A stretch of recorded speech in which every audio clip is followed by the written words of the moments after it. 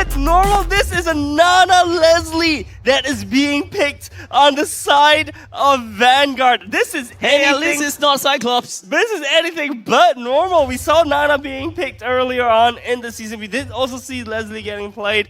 Man, this is not normal, and this is exactly what I expect from the side of The Vanguard. massive tilt coming in from Chase. That is the lullaby to my ears. I mean, Leslie's my favorite hero, but like, I mean, I can hear Moman right now cheering from the stands as he sees Leslie getting picked up as well. A little bit of a fist pump in the air. How is Lee going to respond with the Yeve?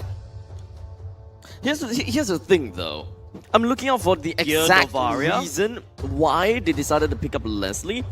The only other thing that I can think of is probably vision, just ultimates.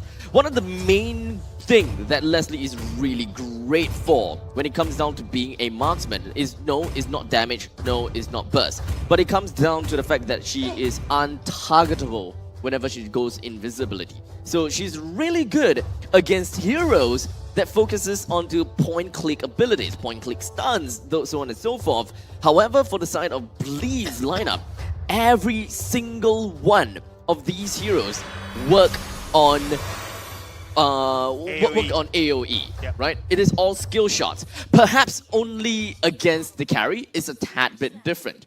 So the only final thing that I can look out for is just carry versus Leslie. Leslie, superior range, fight against carry, carry loses. That's the only other reason I can see why Leslie is a debated pick to go up against carry. Just as simple as that. No other reasons. As for Nana, Nana is indeed a very annoying hero. We have seen before, right? Molina's Smooch, Molina's Gift, everything.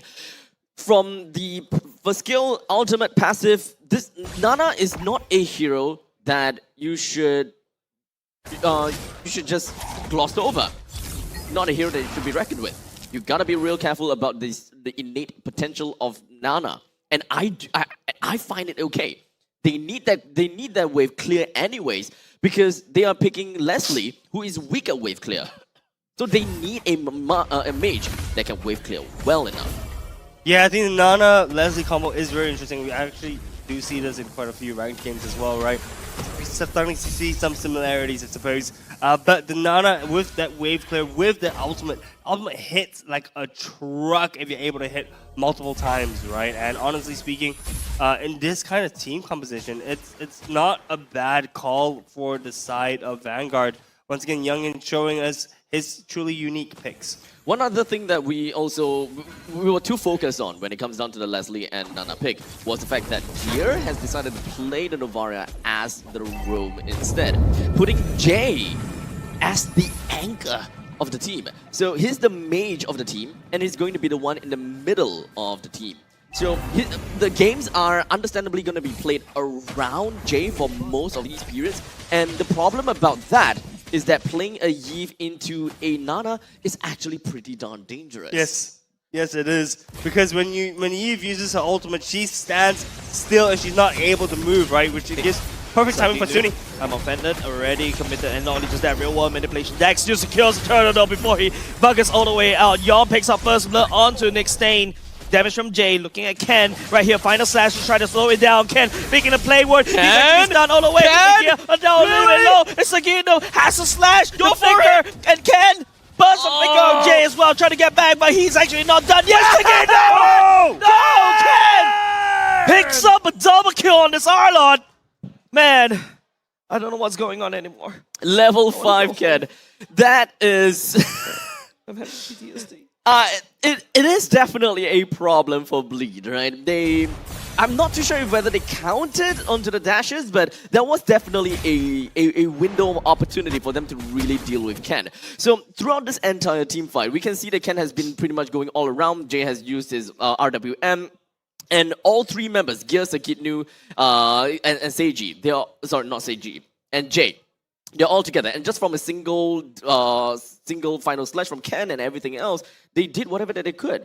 But they have decided to go all the way back, and they fear not Ken, but they fear because of Sunny. Yep, I'm offended. Already committed by Sagitnu J. Real world manipulation just to wave clear. Should be up for the next turtle though, but yeah, Vanguard never ceases to amaze me. Vanguard pulling out these surprise picks is the highlight of the day for me, man. I never thought I'd see a Leslie Nana combination, a Johnson Odette in the playoffs of MPL SG, but these unique picks seems to be working extremely well for the side of Vanguard. And honestly speaking, with the lead that Ken has brought Vanguard, it seems like anything could happen in this final game of the series. Now, we're back under the stalemate. Vanguard doesn't necessarily have a very huge lead on top of Bleed, but there of course could still be some kind of opportunity. Nick Stain! And also onward as well. Yon goes for the heavy spin, pushing Deck away, pushing Ken away, but Ken find a slash right here. Still pick up the mega kill. No more jungle for the side of Vanguard. Vanguard lead already. Great wall manipulation would not be able to connect. Nick Stain goes down, but also taking Sagitnu down for the count as well. Vanguard right here, 4v3 with Deck still have the retribution. This is actually a problem here, with the two frontliners from the side of Bleed falling down that easily, while Vanguard not losing anyone. This is actually a huge cause for concern. Bleed, they don't have the damage despite fielding in double mage for this lineup. With one mage taking the roam role, they're supposed to be able to get a lot of information out of the Novaria, number one. Number two, with Jay having the RWM, they should be able to control the tides of the battle a lot earlier. But unfortunately, it doesn't seem like the RWM came in fast enough. And during the period where Yon actually had the heavy spin locked down on the Ken, I don't see any pressure on the Ken. Yeah, look, I mean, Ken is a problem for the side of Bleed, right? He is now being able to burst down a lot of the front line of Bleed. It's as if Bleed didn't have a front line, but it's just really, really, really squishy. And honestly, these fights are just going on to Vanguard's favor. As we take a look at the items right now, Ken almost 1K up. Leslie, 400 gold up. Honestly, in total, Vanguard 1.6k in 6 minutes of the game is looking pretty good, man. If you're a Leslie player, you'll be smiling right here. Berserker's Fury already built, going all the way to the endless battle. Ahead of Seiji. Yes, the items for the Leslie is a lot more expensive. But yeah, you can fight right now. Just take a look. One poke, that's $400 damage, true damage Pop, right there. money flies. Pop, money flies again. But okay, but back to the case here. Sunny's gold is actually looking to be pretty done fine, and the amount and the fact that Sunny already has a Genius Wand as well, you gotta have to be real careful about that. Well, manipulation, zoning everybody out so that Seiji gets the damage coming up here. Yon pins the members on the side of Vanguard all the way down to the wall. Where's the follow-up coming up from Bleed? Luxious game gets taken down by Yon right here. Dak burns Jay down, and then Yon now he gets caught in no man's land. Ken returns the favor. Ken, it's unstoppable right now. 5-0-1. I don't understand. This is not exactly a composition whereby Yon can just go on a proxy, land a hit onto someone and just lock that person in and have the rest of the team to come follow up. Because Jay is not a mobility mage. Here, he gonna have to play far. If anything, Yon proxies the lane and he's gonna be all alone. Seiji's range is short. No one is realistically gonna be able to help Yon in a lot of these occasions. And a lot of these occasions, we are going to see Yon dying more and more and more often. That is true, unless, I mean, just a theory, right? But what if Yon heavy spins the opponent's team into them? But that also doesn't really work, right? Like Speedy Light Wheels, shreds. That's a-okay. Sagitnu now stepping forward just a little bit. I hear the retribution being secured, being used by Yon already. Well, still not too bad because the turtles has already stopped spawning. And now they're going to the mid-game part. Vanguard, 2.4k gold lead. 2.4k gold lead. That's almost a whole item. Real manipulation being used. Awkward angle. Deck, Class Insanity pops. Pushing Bleed away and also access a wave clear. And now Luxious Stain, that's the ultimate snipe already committed. Would not be able to find Sagitnu. 7-5 current score line. We're looking at about 2,300 gold in favor for Vanguard. In terms of standing objectives, Vanguard is doing a very good job. And neutral objective with 3 turtles. In fact, out of the out of these 3 games that have been played, this is Vanguard's best game. Yep. All right, we gotta have to remember that this is their best game. With them winning the first game without any of these neutral objective and hardly any standing objective. Game number 2, it was indeed very difficult, and it's not exactly a game I believe that Vanguard would have won, but they still gave Bleed a hard time. Similarly, no neutral objective, hardly any standing objective. So with this pattern in play, with Vanguard being able to get neutral and standing objectives, this is only gonna turn out a lot more worse for Bleed as time slowly runs out. The worst part is, especially when you're so squishy, Luxenstein as this Leslie could just 2-tap you, right? And immediately you're dead. And this battle was immediately killed by the side of Luxenstein. And now it's just gonna escalate. Maybe 4 BODs. That is just exactly what the Leslie needs. 4 BLDs, definitely. Maybe 5. Don't enable him. Sales boots, right? Don't enable him.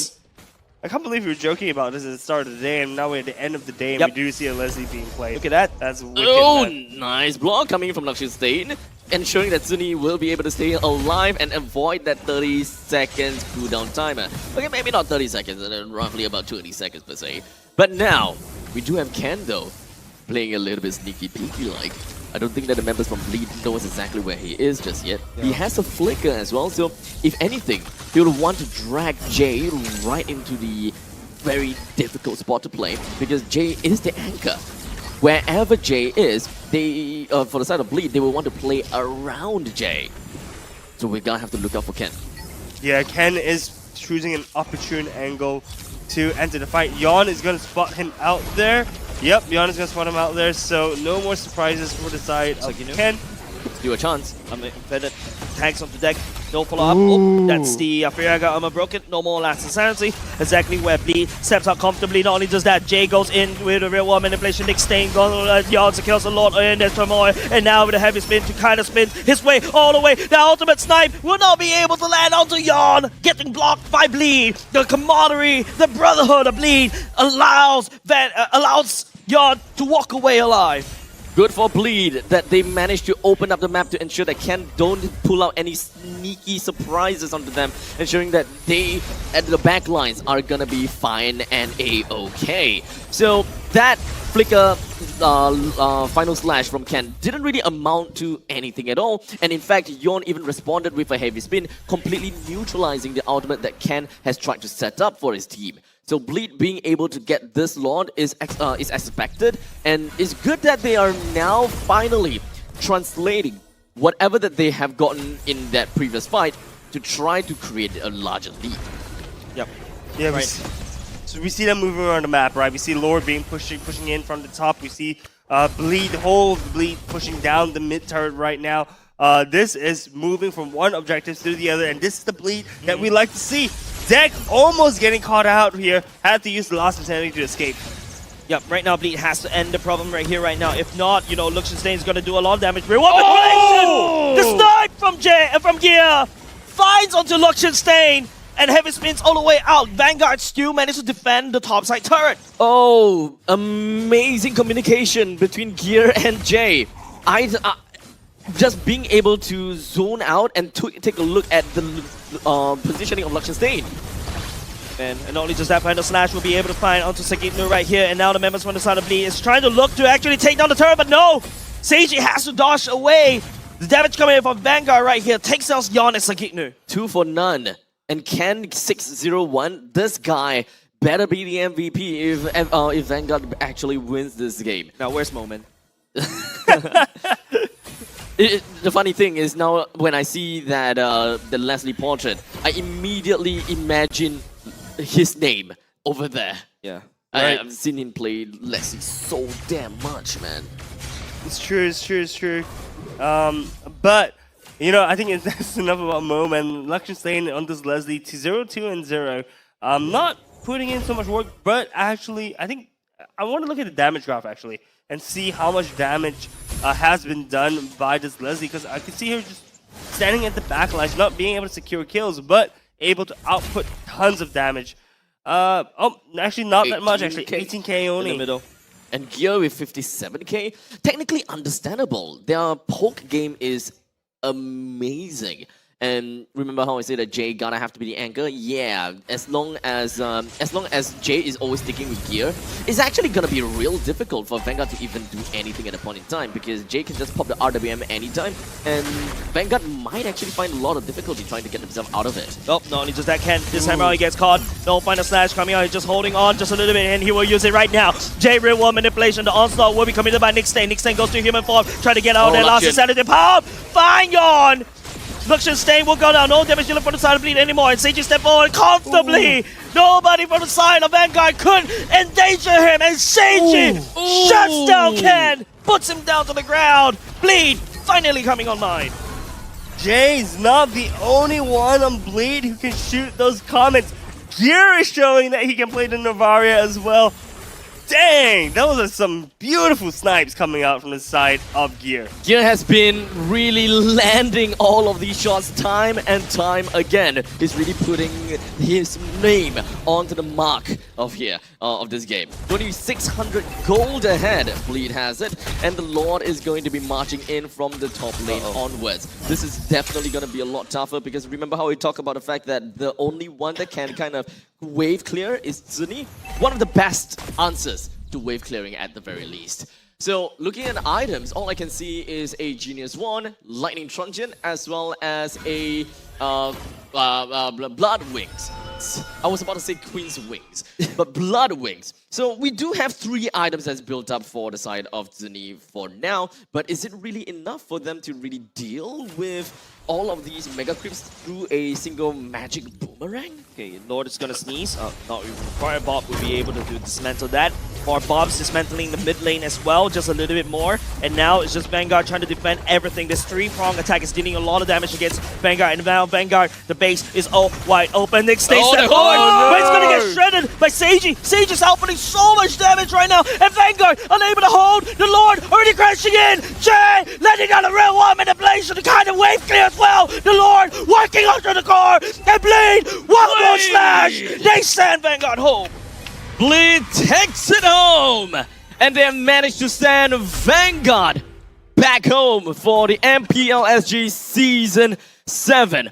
After a grueling game, they lost Game 1 to Vanguard, and they managed to claw themselves back into the game after, I would say, a